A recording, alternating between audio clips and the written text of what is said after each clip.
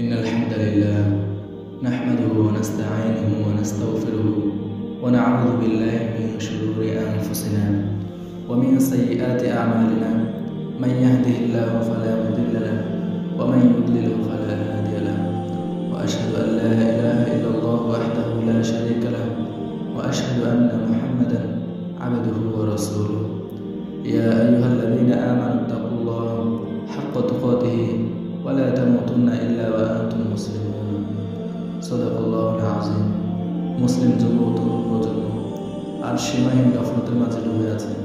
তাদের জীবনকে ঢেকে নিয়েছে উদাসীনতার গভীর চাদর। তাদের মন ও মননকে বড় শক্ত করে চাপিয়ে ধরেছে অভিশপ্ততার শৃঙ্খল। পাপ ও নাফরমানির কালো থাবায় আজ তারা জর্জরিত। তাদের চক্ষু থাকলেও তারা দেখতে পায় না সত্যের দিশা, কান থাকলেও তারা শুনতে পায় না হেদায়েতের বাণী, হৃদয় থাকলেও তারা অনুভব করতে পারে না কোথায় রয়েছে তাদের জীবনের প্রকৃত কল্যাণ ও সফলতা। পবিত্র কোরআনের ভাষায় তারা যেন চতুষ্পর্যন্ত। সৃষ্টির উদ্দেশ্য সম্পর্কে তারা পূর্ণ উদাসীন। আল্লাহ সুবহানাহু ওয়া তাআলা কেন পাঠিয়েছেন? পার্থিব জীবনের লোভ লালসা ও অন্তর্মোহ তাদের ভুলিয়ে দিয়েছে সে কথা। শয়তানের ধোঁকা ও অসুবিধাদের আগ্রাসনে তারা ভুলে গেছে উম্মতে মুহাম্মাদের প্রতি নিজেদের দায়িত্ব ও কর্তব্যের কথা।